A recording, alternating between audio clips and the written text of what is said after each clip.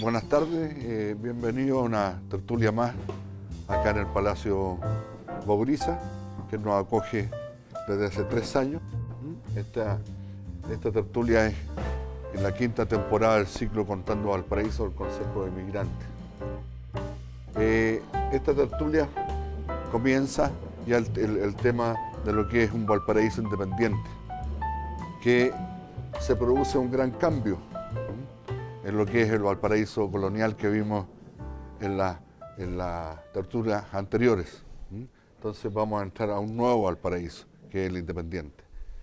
Quiero dar gracias a nuestros auspiciadores, que es Puerto Valparaíso y Teceval.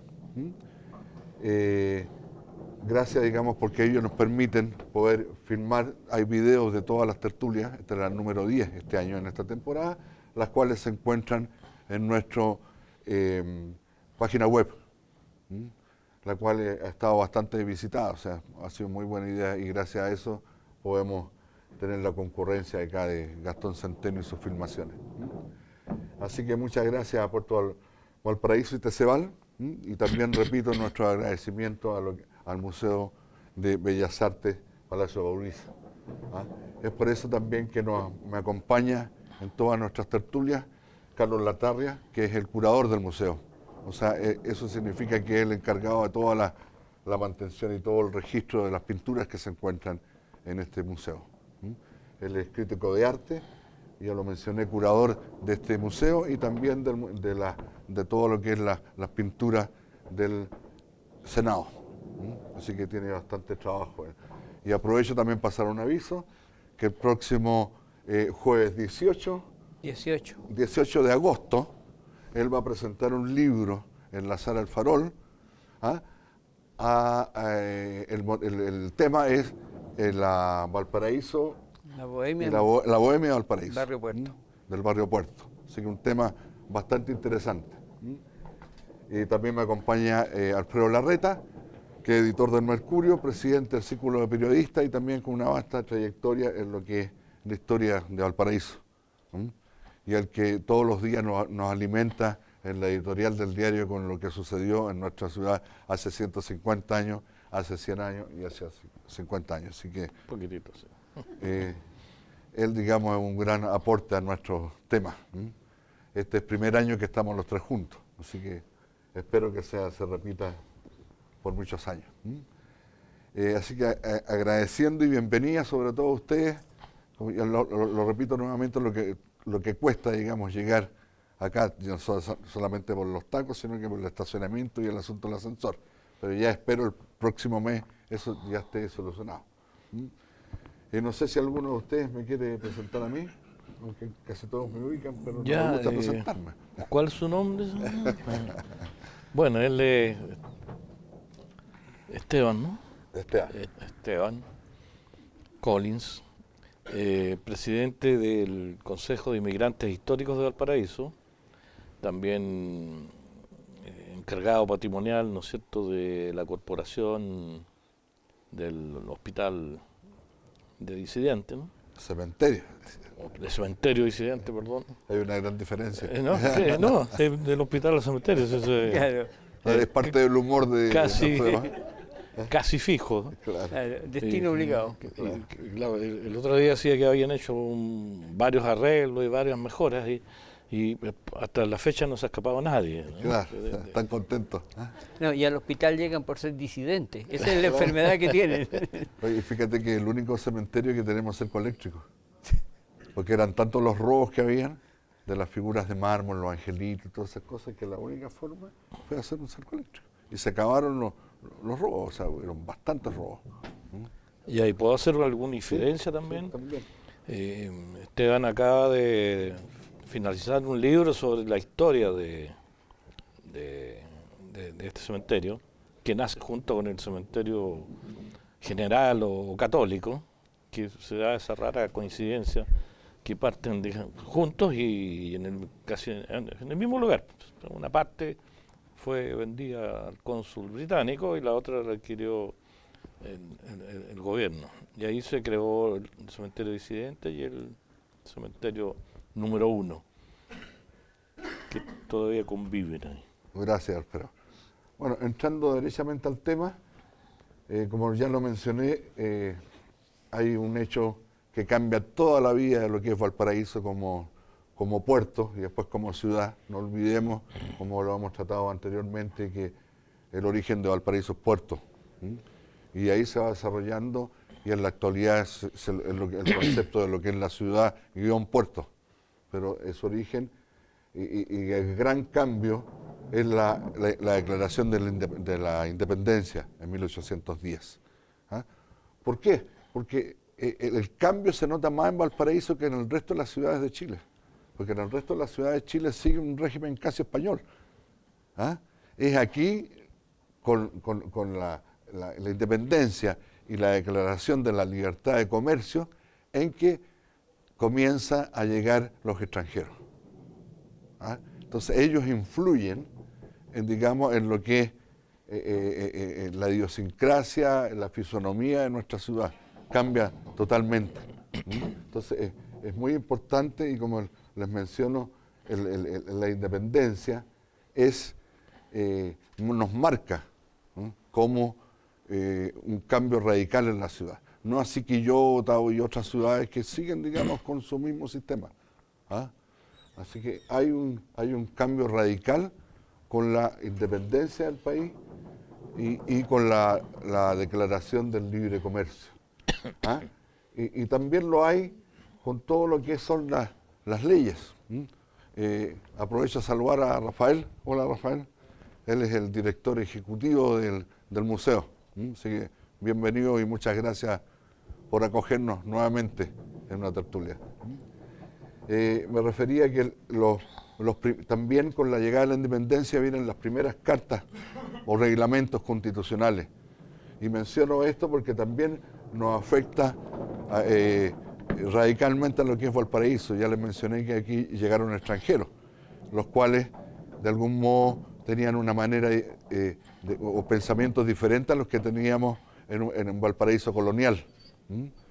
Y es por eso que este es el primer reglamento que se publica en el gobierno de Carrera, con la asesoría del cónsul de Estados Unidos, en que aquí menciona que la religión oficial del Estado es la católica apostólica y no influye el otro adjetivo de romano. Entonces esto dejaba abierta a lo que yo le mencionaba, digamos, a otras maneras de pensar que llegaron con los extranjeros, que era principalmente su religión, que era la protestante. Pero esto duró bastante poco, porque en la próxima constitución o reglamento, el año 1818, sí se menciona a lo que es la católica apostólica romana. Y ahí, digamos, y hay unos articulados que prohíben también que cualquier manifestación pública de una religión que sea la diferente al oficial del Estado, que era la católica. Entonces, en el resto del país esto no tuvo mayor importancia ni relevancia, pero aquí en Valparaíso sí. Este es el Bergantín Fly. No sé si tú, Alfredo, Carlos, Alfredo. Mientras tú lo conoces mejor que yo, digamos. El Bergantín Fly, que se reconoce como la primera nave que ingresa a Valparaíso. Y con ella se inicia lo que es el comercio libre. O sea, después de la libertad de comercio, claro. Evidente, después de 1811, que es cuando se declara la libertad de comercio.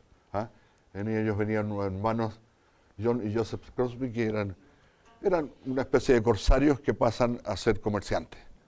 O sea, en el fondo, los españoles decían que los ingleses con la Fly se habían transformado de piratas a comerciantes. Entonces ellos ingresan con una serie de mercancías muy apetecidas por la ciudadanía tanto de Valparaíso como de Santiago, porque no olvidemos que Valparaíso no fue fundada como ciudad, sino que cumplía las veces de ser el puerto oficial de la capital del reino, que era Santiago. Nosotros éramos un puerto.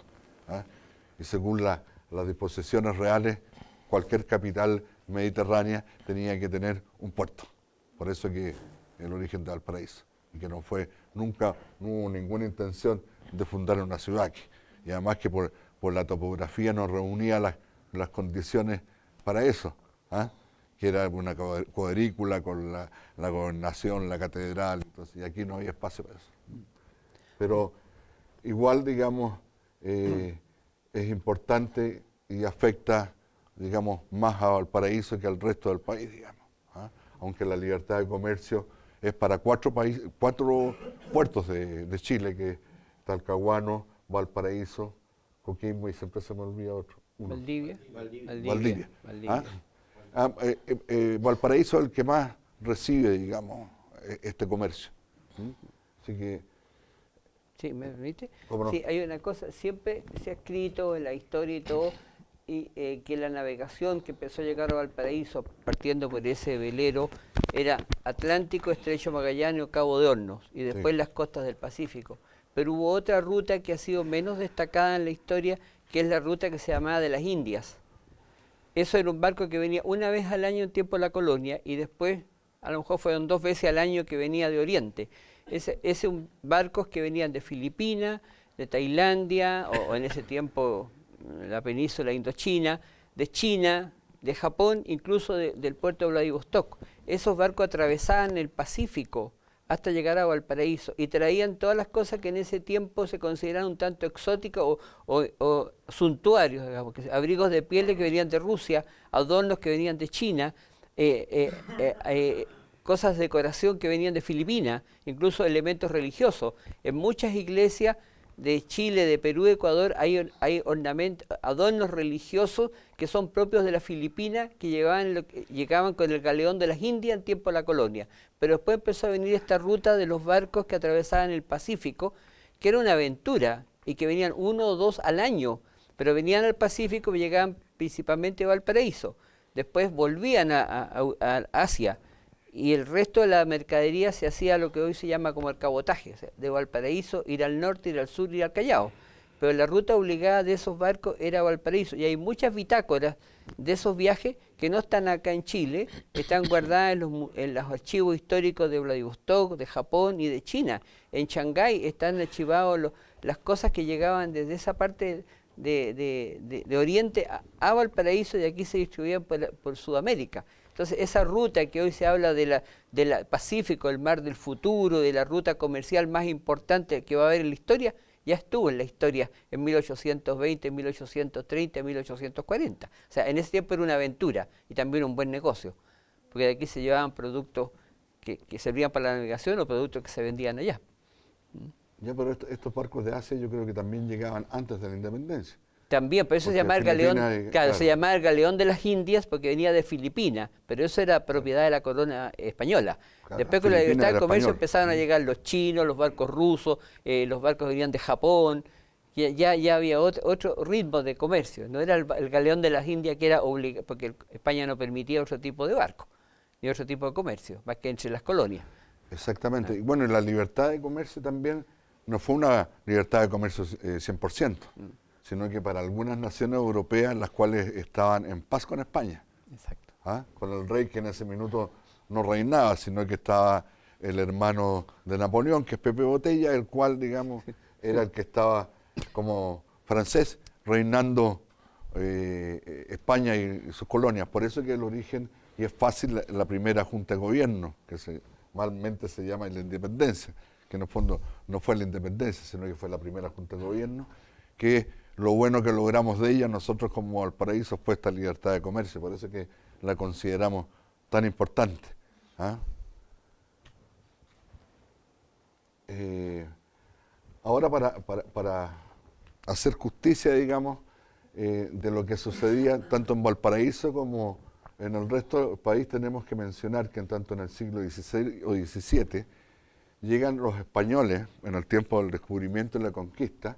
Generalmente estos españoles eran de origen castellano y extremeño. Posterior a eso, en el siglo XVIII llegan los españoles de origen vasco. ¿Por qué lo menciono esto? Porque, digamos, fue muy influyente. O sea, toda la base de la aristocracia y la política chilena viene de ahí, de la llegada de los vascos.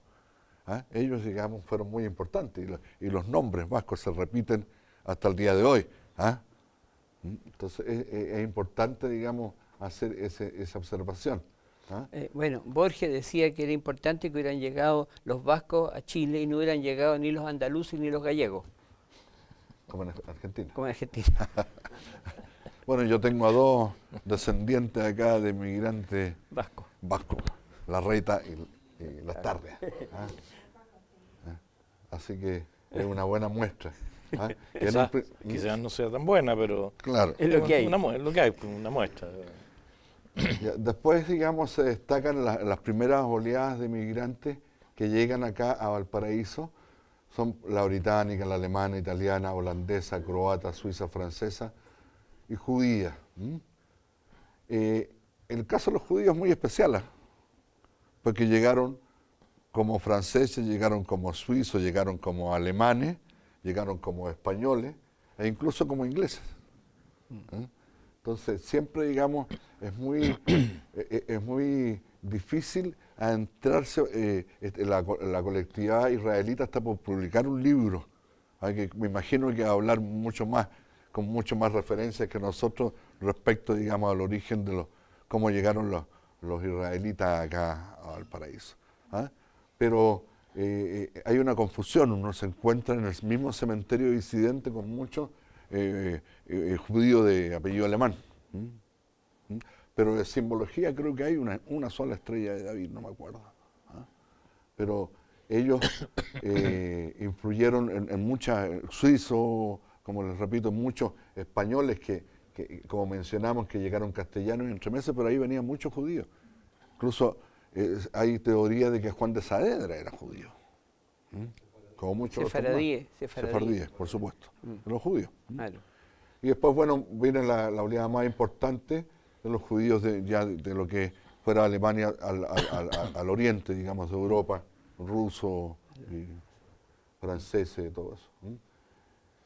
Y después se cierra, digamos, toda esta migración importante a los fines del siglo XIX y principios del XX con la llegada de los árabes. O turcos, como le llamamos nosotros, pero ya todo el mundo sabe que llamamos turcos porque llegaron con el pasaporte otomano del Imperio Turco Otomano. Y ellos son miembros también del Consejo de Migrantes, igual que los israelitas y los británicos, alemanes y los otros que hemos mencionado. Y incluso acá en Chile es la segunda colonia palestina más grande del mundo, después de Palestina. O sea, esa es la cantidad de palestinos que llegan e influyen bastante en lo que es el comercio, porque en ese minuto el comercio de tallita lo tenían principalmente los italianos, los españoles y algunos franceses. Pero ellos inventaron el puerta a puerta. Entonces iban porque ya estaba copado, digamos, todo lo que es zapatería, carnicería, todas esas cosas. Entonces ellos se dedican en los cerros y en el interior a lo que es la venta puerta a puerta. Entonces, es importante eso. Entonces, toda esta migración, tanto chilena, pero acá en Valparaíso se hace diferente, con toda esta mezcla de extranjeros que llegan principalmente de Europa, después del Medio Oriente, y es un poco la base de lo que se llama el carácter especial de Valparaíso que tiene como ciudad. Algunos le llaman magia, hablan de la magia porteña. Yo no estoy muy de acuerdo porque la magia es como sacar un conejo en un sombrero. No, Valparaíso se hizo con todas estas colonias, más muchos chilenos y españoles o criollos, los cuales en forma conjunta hicieron y forjaron nuestra personalidad, digamos, se puede decir. Que bueno, somos peleadores, y el último tiempo nos hemos dado cuenta también que somos buenos para pelear y para ponernos de acuerdo. Ayer salía en el Mercurio que en la ciudad o en la región que más cuesta hacer proyectos es justamente acá. Claro. Es increíble, aunque yo tengo otra teoría, porque yo digo que ahora no hemos pacificado. Y los que pelean y nos defienden y nos dificultan las cosas es gente que viene de Santiago. Esa fue como una pildorita.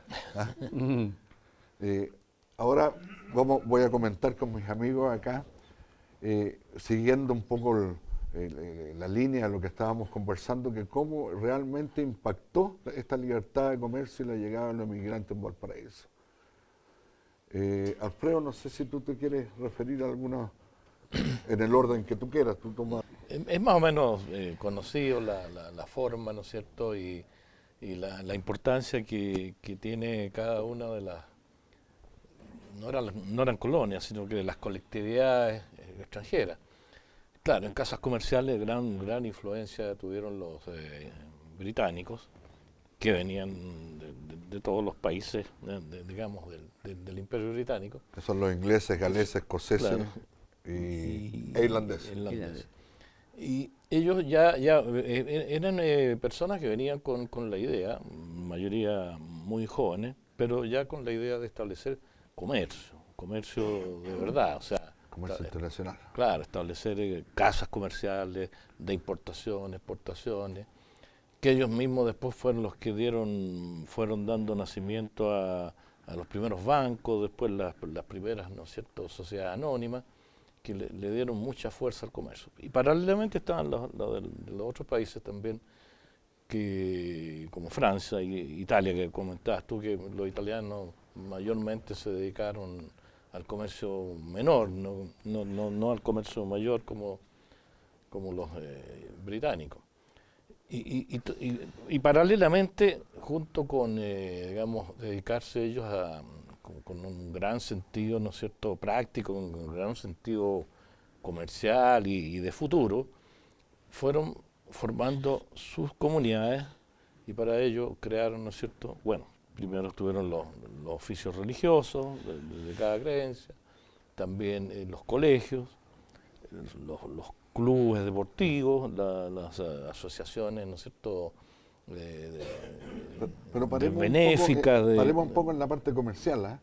Fue increíble porque muchas de estas empresas europeas que abrieron sucursal acá en Valparaíso, después con el tiempo y con el auge del comercio, sobre todo con el salitre, estas sucursales fueron más importantes y tuvieron más dinero que las centrales de Europa. O sea, así fue la cosa, digamos. Hay un caso, digamos, del francés Dominique Bordes, que él llegó a Valparaíso como empleado de una firma francesa y poco a poco, digamos, comenzó a progresar y con el transcurso del tiempo fue dueño de la flota más importante de Francia en su época y sobre todo para la época de la carrera del salitre, que llegó a tener 60 buques activos, ¿cierto?, dando vuelta, y uno de los veleros más grandes del mundo que fue el France junto con el Preußen de Alemania. Y bueno, con el tiempo este joven Bordes se radicó obviamente en Francia, pero digamos el origen de ese gran imperio fue Valparaíso. Bueno, y a toda esta gente, por supuesto que hay facilidad de impuestos. A los 3 años, estos extranjeros podían nacionalizarse, chilenos, y tenían muchas rebajas en lo que es impuestos. Entonces, hay un auge económico que está descrito en muchas crónicas acá en Valparaíso, como lo vamos a ver más adelante.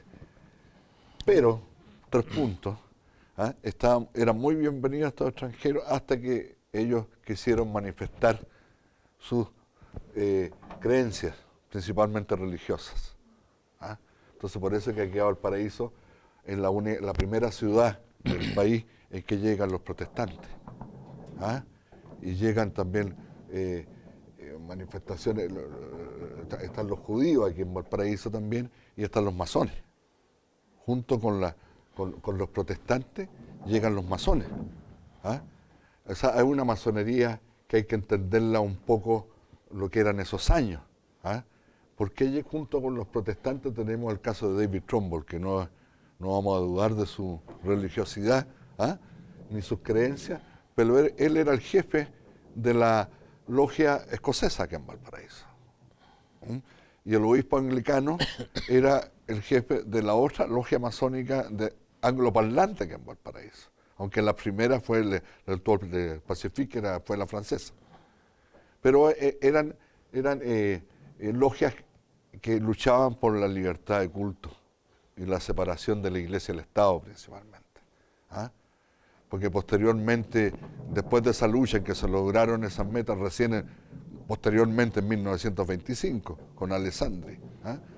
Ellos, digamos, dejaron, digamos, y ahora es muy difícil encontrar a un masón anglicano o un anglicano masón una persona de la Union Church, que todavía existe, digamos, también que sea masón. Sí hay algunas otras religiones evangélicas que admiten, tanto aquí en Chile como en Estados Unidos, los cuales te permiten ser masón.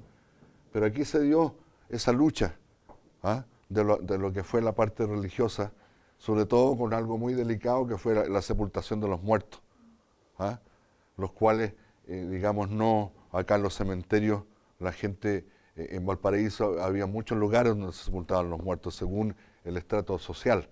Si tú eras una autoridad o eras de parte del clero o tenías dinero, podías ser sepultado dentro de la iglesia, afuera de la iglesia o en el cementerio parroquial. Pero la gran masa de la gente en cualquier quebrada, digamos, o en la playa. ¿Ah? Bueno, eso de Lucas decía, porque los religiosos, los pudientes eran sepultados en la iglesia y los rotos sepultados en la playa, decía. Claro.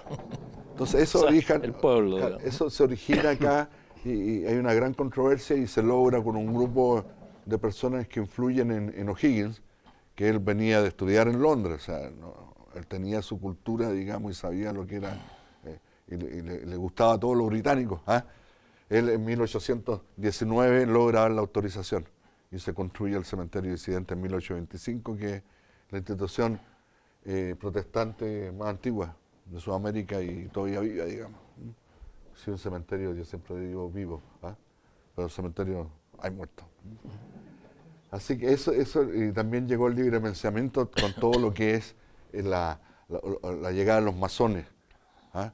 Y hay un dicho que es bombero radical y masón que se repite por muchos años, justamente porque había una gran oposición hasta que se creara el Cuerpo Bombero Valparaíso. ¿Por qué? Porque lo fundaron los masones también. ¿Ah? Estaban los gringos, los chilenos, estaban todos y lograron, digamos, cosa por eso que en Santiago, en que era el poder de la iglesia era superior, no se logró sino que después del incendio de la compañía. Pero aquí en Valparaíso fue primero por la influencia de los inmigrantes, masones, y por la iglesia.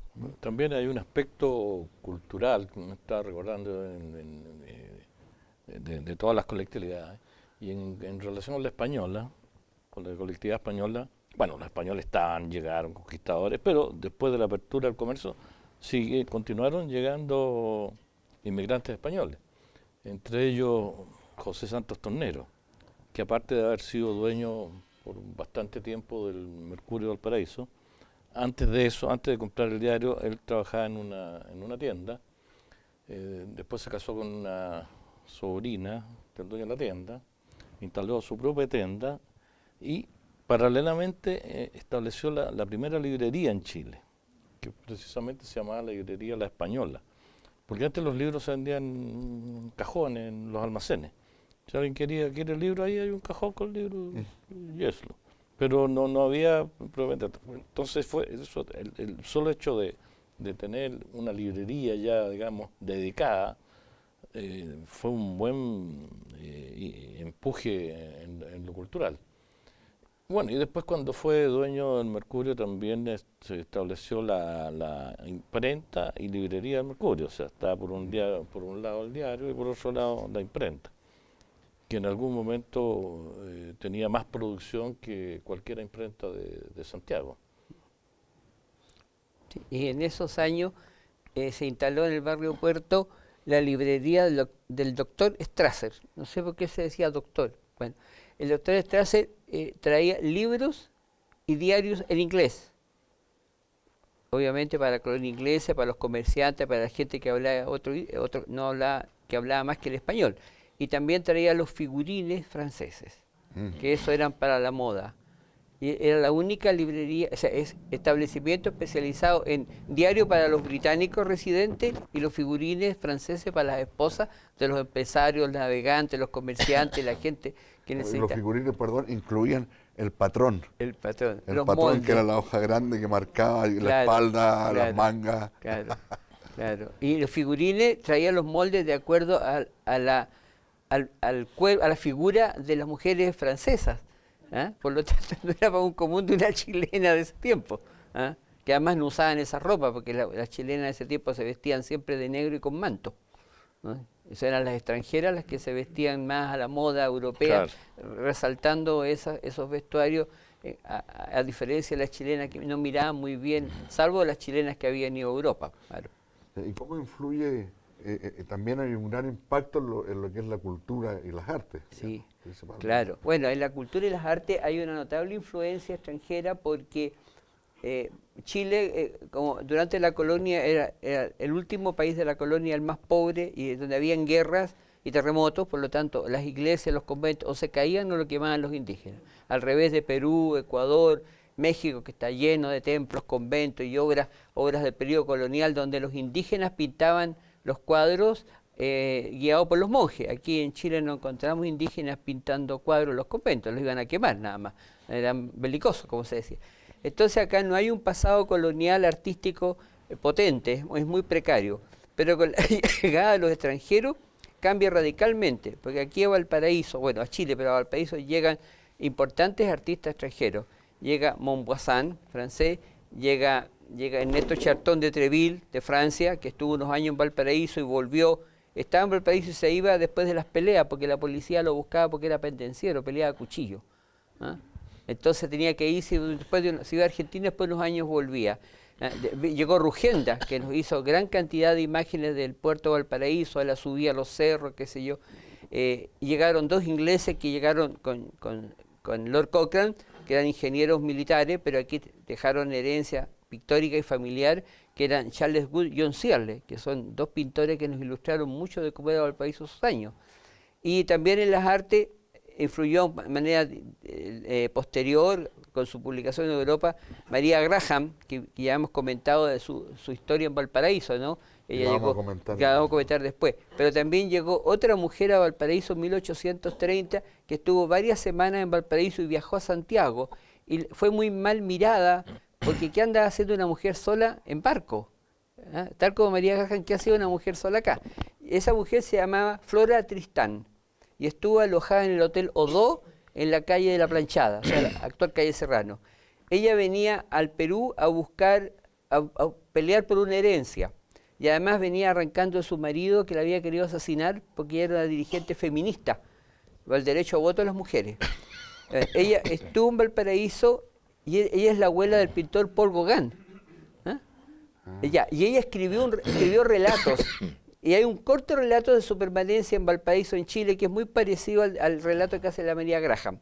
Bueno, en uno de sus relatos, después se le reconoció su papel feminista en los tiempos modernos, pero hay un hecho que se lo robaron en la historia y nunca se ha querido reconocer que ella es la autora. Ella escribió un libro que encabezaba con la siguiente frase, a propósito de los trabajadores: proletarios del mundo unidos.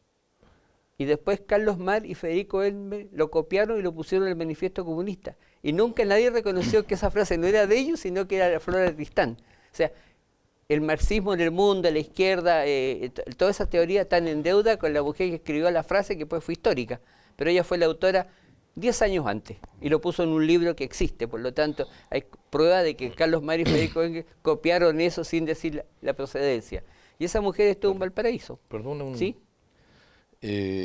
Hay otro, digamos, apelativo muy importante, que el León de Tarapacá, que era don Arturo Alessandri. Claro. Pero el primer León de Tarapacá fue Víctor Domingo Silva. A él le decían el León de Tarapacá, bueno, que era escritor, periodista, fue parlamentario, muy ligado a las clases populares. Y cuando surgió la candidatura de Arturo Alessandri, Víctor Domingo Silva le escribió, adhirió a su candidatura y le dijo que él debiera ser el León de Tarapacá. Bueno, y Arturo Alessandri, ni corto ni perezoso, yo soy el León de Tarapacá.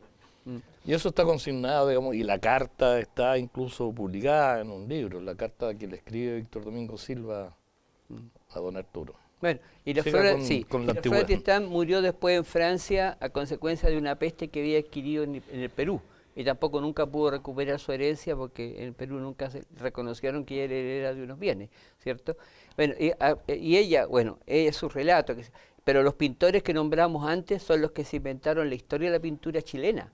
Toda la pintura chilena desde 1810 en adelante está bajo la influencia francesa, la influencia inglesa, gracias a estos personajes que fueron especies de maestros, orientadores de todas las generaciones de artistas que vinieron después, que siguieron mirando a París, a Londres, y de hecho viajaban allá, viajaban becados, ¿no? Ya sea por los ingleses, por Hesby, Searle, todos los descendientes de ellos siguieron pintando, Swinburne, todos ellos fueron a Inglaterra, y los otros, Valenzuela Puelma, Valenzuela Llano, Juan Francisco González, fueron becados a Francia. O sea, se miraba a Europa, eran los dos modelos, Francia y Inglaterra eran los modelos de la cultura porteña, por eso que la cultura porteña fue siempre tan universal, porque estaban mirando hacia el mar y hacia Europa, y no hacia el interior, hacia la cordillera, no hacia el pasado. En eso fue un avance cultural notable, que todavía persiste, por supuesto. Bueno, eso fue las raíces o los principios de cuando hablamos justamente del carácter especial que tiene Valparaíso. Se debe a todas estas cosas. Como también se debe a la cantidad de diarios y revistas que tuvieron su origen acá en Valparaíso. Con los primeros periódicos, las primeras revistas. Claro, bueno, había una revista que se llamaba la Revista de Valparaíso, que fue la primera revista en Chile que fue dirigida por una mujer, por ahí por 1850. Una cosa muy anecdótica. Y a propósito de mujeres, está, digamos, dentro de los escritores, bueno, hubo también una gran influencia de escritores extranjeros, pero que venían más bien de paso, que eran, ¿no es cierto?, diarios de viaje, pero los escritores extranjeros que realmente se radicaron en Valparaíso no fueron muchos. Sí fue la fuerte oleada de los argentinos que arrancaron de la dictadura rosa, por ahí también en la década de 1850, que, digamos, le dieron un gran impulso a la literatura chilena, y ellos influyeron mucho en los escritores de la época. Estaba Sarmiento, ¿no es cierto?, Alberdi, Mitre. Y otros próceres que se suman a José Joaquín Vallejo de esa época. Bueno, pasó por aquí nuestro amigo, el poeta nicaragüense, ¿no? Claro, Rubén Darío. Entonces, aquí se publicó su primer libro. No, hay una cosa bien curiosa, porque ahí en lo que era la superintendencia de aduana hay una placa que dice: siendo empleado de la aduana, aquí escribió su libro Azul. O sea, vale decir, él cuando era empleado no estaba trabajando, estaba escribiendo un libro, no estaba haciendo póliza.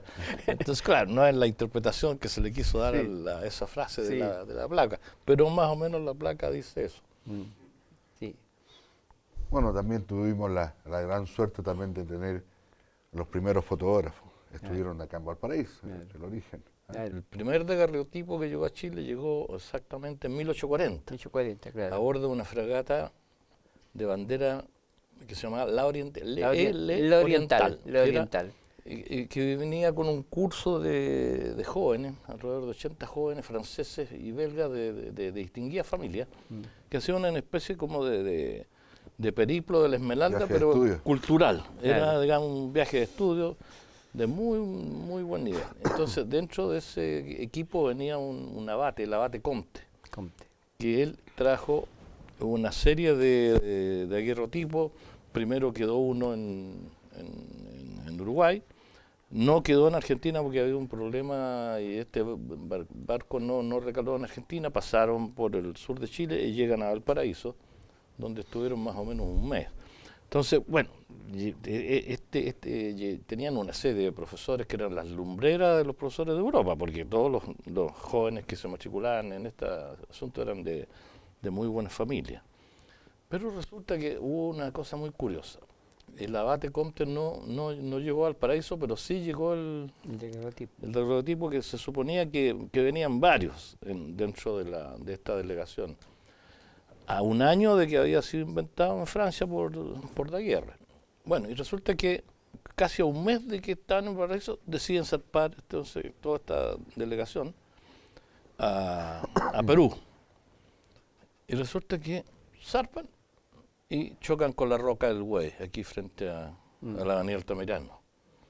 chocan con la roca del Buey, a 100 metros de la costa, sacan todos los elementos, sacan todas las pertenencias, y después el buquecito se hunde.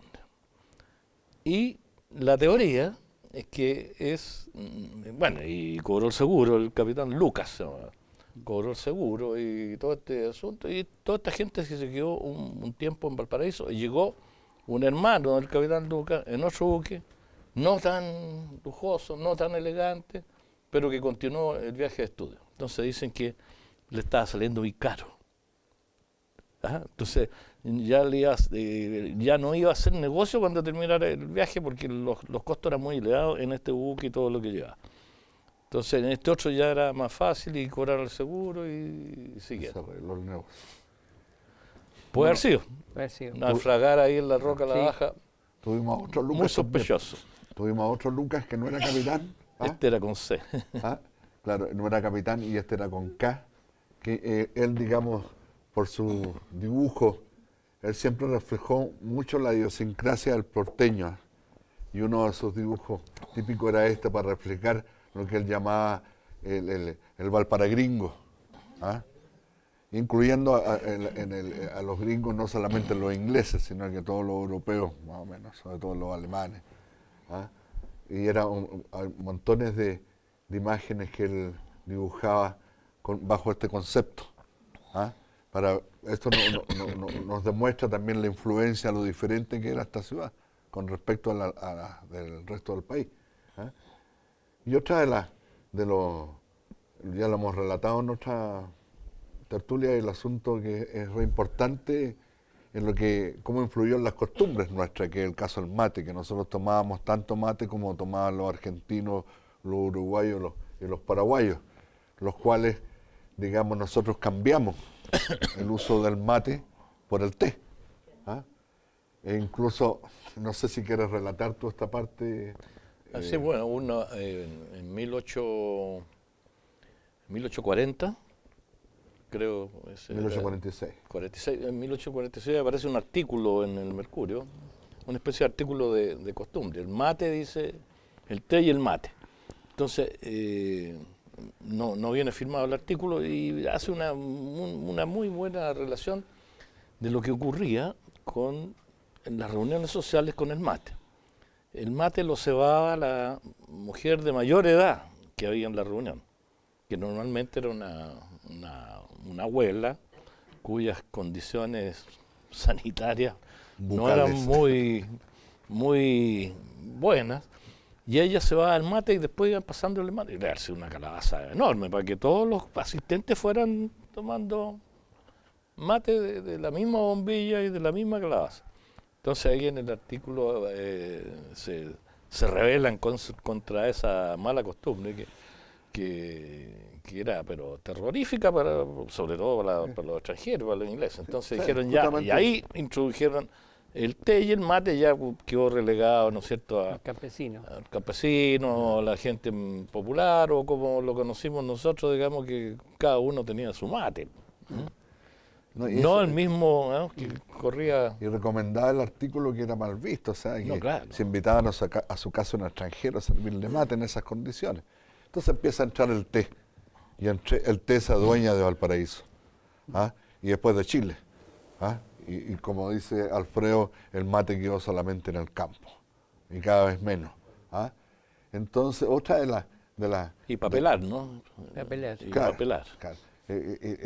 Los ingleses tienen la costumbre que en la mañana, a las 11 de la mañana, el 11, ellos se sirven una taza de té, una especie de lo que se llamaba ahora un snack, una galletita, un sanguchito. Entonces, como el 11, nosotros acá en Valparaíso se trasladó para la tarde eso, en vez de la merienda española, era estas onces. Por eso que nosotros tomamos once. ¿Ah? Y eso empezó en Valparaíso, y después también ahora en todo Chile toman once, con té y el pan batido con palta, y es tan rico. ¿Ah? Entonces, ese es un poco el origen de esto. ¿Ah? Incluso acá no está, pero hay algo que también es re importante, porque también ese origen viene de Valparaíso, que es cuando se nombra que los chilenos somos los ingleses de Latinoamérica. ¿Ah?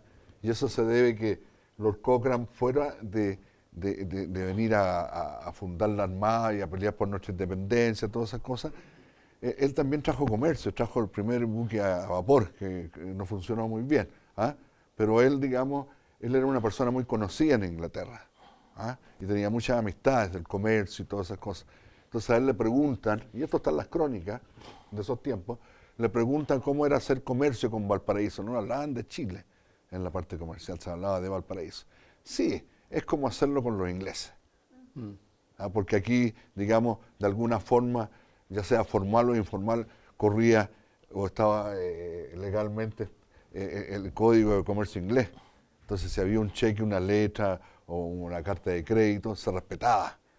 Hasta hace poco nos veíamos presos por un cheque sin fondo, cosa que en esos tiempos y hasta ahora en otros países de Latinoamérica no se respeta ese tipo de documentos. Entonces ahí también viene el origen, no es por una, digamos, por algo genético, sanguíneo. ¿Ah? Y también porque se hablaba prácticamente. Bueno, también hay claro, crónicas que se hablaba mucho inglés acá en Valparaíso.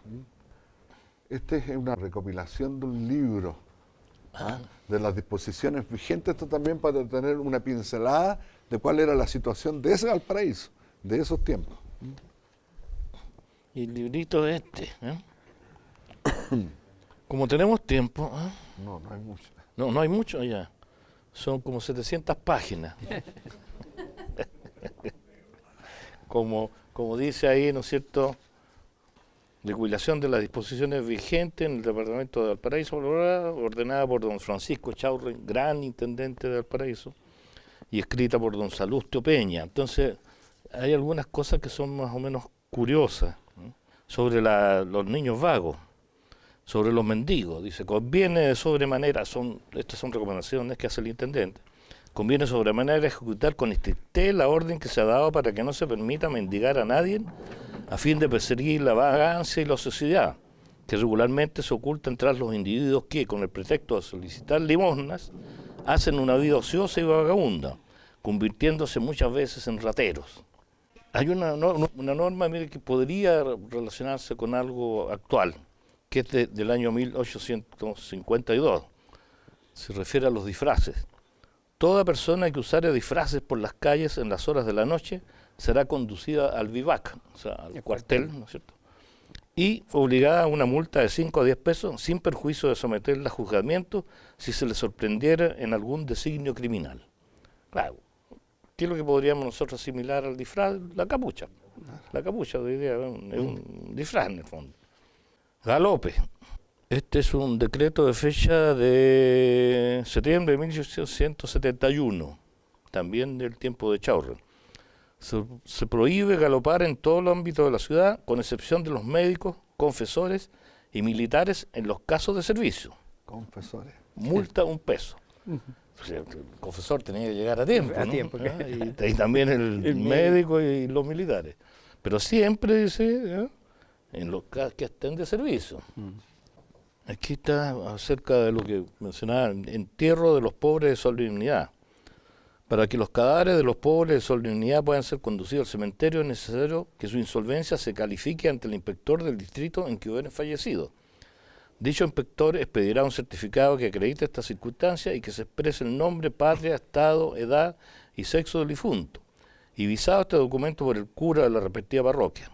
El tesorero de los establecimientos de beneficencia pondrá a continuación el correspondiente pase, si no se iban, como decíamos, a la playa. Velorios. Prohíbese el canto, baile y en general toda fiesta profana en el velorio de los párvulos, vulgarmente angelitos, bajo la pena de 25 pesos de multa o 1 mes de prisión que se hará efectiva en la persona que haga dueño de casa. Esto de velar al angelito se veía hasta hace no tantos años, sobre todo en el campo. Entonces el angelito lo ponían en una especie de altar cuando morían estos niños, claro. Ordenanza del 11 de octubre, esta es la última, vamos a dejar esto para otra. Pero es que todas las cosas son pero muy curiosas y era una estrictez de digamos, de regular la vida en sociedad, pero que era muy benéfica en el fondo. Tráfico. Los conductores de vehículos tomarán el lado izquierdo de la calle. en la dirección que llevaren. Eso de los británicos. Multa Lado de 5 izquierdo. pesos, claro. Claro, por el lado Aquí en izquierdo. Valparaíso se manejó por el lado Claro. izquierdo. Claro. Claro, dice, desde el 1 de abril en adelante, y desde la Plaza de la Victoria hasta el puerto, para el puerto, todo carruaje sea de uso particular o tráfico público, tomará precisamente el lado izquierdo de la dirección que lleva. El contraventor pagará una multa de 50 centavos, pero si en su tránsito encontrase algún obstáculo que embarazase su marcha, podrá salir de la línea asignada con solo el objeto de salvar el impedimento y volver inmediatamente a la izquierda. Bueno, esa era la que teníamos preparada. Todas las anteriores. ¿Ah? Pero mira, Ese es un quiero, carruaje a la quiero izquierda. señalar rápidamente dos disposiciones que fueron particulares de Valparaíso. Bueno, en todas partes del mundo, en todas las ciudades, siempre hay niños huérfanos abandonados. Pero Valparaíso tenía la particularidad que era la ciudad de Chile que tenía más niños huérfanos abandonados, precisamente porque llegaban muchos marinos extranjeros, embarazaban a la chilena, tenían los niños y los iban a dejar a las puertas de las iglesias, a los conventos. Pero para evitarse que los niños quedaran en la puerta de la iglesia y fueran objeto de ataque de los perros o de maltrato, en Valparaíso fue la primera ciudad en Chile que se estableció la ventana con tornamesa, de modo que se depositara el niño ahí y el monje o la monja daba vuelta y recibía al recién nacido adentro sin ver que él lo dejaba. Esa fue una disposición muy porteña. Y para allá en 1840 hubo un gobernador de Valparaíso que prohibió cualquier fiesta y celebración durante la Semana Santa completa, bajo pago de multa o tener que mandar a hacer una cantidad de misas a la parroquia. Entonces, nadie podía hacer fiestas del domingo hasta el otro domingo. Y si lo hacía y lo pillaban, tenía que pagar multa o pagar una cantidad determinada de misas a nombre de los mártires, los santos, en la respectiva parroquia. Además, los horarios para el funcionamiento de las chinganas, Sí, tambo y otras casas de diversión eran muy estrictos. muy estricto, Muy claro. estrictos. Entonces Claro. tenían que tener permisos especiales. Claro. No, y el concepto de la Semana Santa era bien rígido, ¿te acuerdas en el colegio? Sí, ¿Qué pasaría con los after En esa hours, semana no verdad? decíamos ni garabatos. Claro. O sea, era una Claro. disciplina y un silencio. Sí, enorme. absoluto, claro. Sí, no. Y había que ir bien vestido el día domingo y el de Semana Santa. Entonces. Bueno, incluso eso, muy inglés, el traslado por el lado izquierdo, ferrocarriles tuvo hasta que salió este invento de Merval, los trenes que eran por el lado izquierdo. Cuando empezó Merval, empezaron los trenes por el lado derecho. Y hubo gente que reclamó porque estaba rompiendo la tradición. ¿Será por eso que andan tan mal ahora los trenes en Valparaíso? Porque van por el lado derecho. Cuando se pavimentó el camino plano, que hoy es la Avenida España, se restableció, o sea, se ordenó que el tráfico fuera por la derecha. Claro. Y antes los tranvías Y también eso circulaban más o por la menos izquierda. como de principios del siglo pasado. Claro. Los tranvías también iban por la Iban por la izquierda. izquierda, claro, no, sí, todos los vehículos, claro. Todos por la izquierda. Era una norma inglesa en Valparaíso. Bueno, aquí con este tipo de relatos uno se puede dar un poco cuenta de lo que sucedió, sobre todo en el siglo XIX, acá en Valparaíso, principio del XX. También influyeron mucho algunos personajes que estuvieron acá en nuestra ciudad.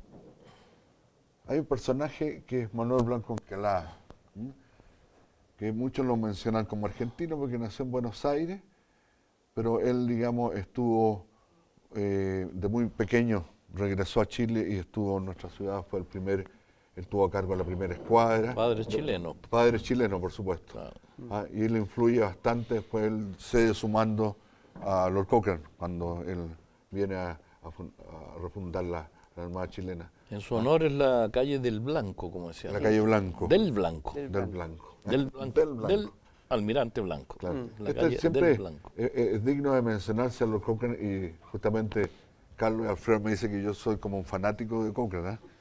Que resulta que si tú ves la historia de Valparaíso es nuestro primer héroe de Valparaíso. ¿Ah?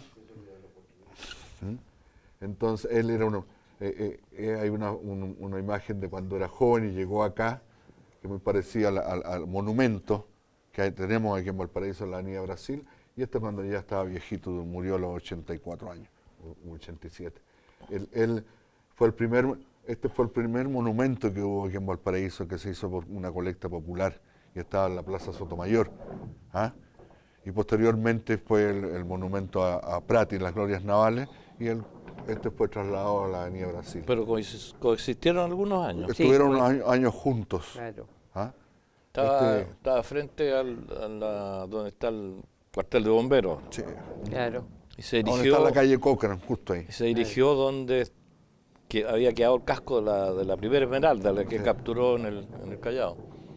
Esta Y es la ahí captura. daba vuelta una línea de tranvía. Sí. Y la gente le decía, "¿Pero ¿dónde se baja? ¿Dónde Blanco? ¿Dónde Blanco? O si no, ¿dónde Esta es la Cochrane". toma de Sí. la Esmeralda, que estaba bastante protegida, pero debido a la inteligencia de esta estratega, logramos igual la toma de Corral y Valdivia. Esta es una mujer que también siempre mencionamos porque ella en sus crónicas nos favorece bastante, es María Graham, que yo siempre hago la salvedad que no era Mary, ni María. Si se fijan no tiene acento, sino que ella era María. ¿Ah? Era católica. Claro. ¿Ah? Entonces ella se llamaba María, no María, ni Mary, menos. ¿Ah? Y ella escribió bastante y tuvo amistad con San Martín, Bernardo Higgins, José Ignacio Centeno y por supuesto también con Cochrane. Este es un personaje importante de lo que es la República, que fue don Diego Portales. ¿Ah? Claro, El cual- que se inició como comerciante en Valparaíso, Sí. Exacto. antes de dedicarse a la política. Una de las primeras cosas que supe, no las primeras cosas de Portales, era su socio SEA, porque siempre salían los puzzles. El socio SEA. Francisco Bilbao, que son de los pensadores del nuevo pensamiento o libre pensamiento que pasó por acá, por Valparaíso, ¿ah? Que vino a contrarrestar un poco los pensamientos de Portales, y hay otros personajes que hicieron mucha amistad con él, como son Benjamín Vicuña Maquena y otros, Eusebio Lillo también, que estaba acá en Valparaíso. Bueno, hasta aquí vamos a llegar con esta tertulia. Yo les agradezco nuevamente a ustedes por su asistencia y a mis compañeros aquí tertulianos, que tratamos de alguna forma en todas estas tertulias entregarles algo más de lo que es Valparaíso para entenderlo, ¿ah? y comunicar. Es una tarea que la tomamos como nuestra y el Consejo de Migrantes, comunicar estas cosas para que la gente, reitero, entienda más de Valparaíso. Así que muchas gracias por su asistencia y será hasta una próxima oportunidad.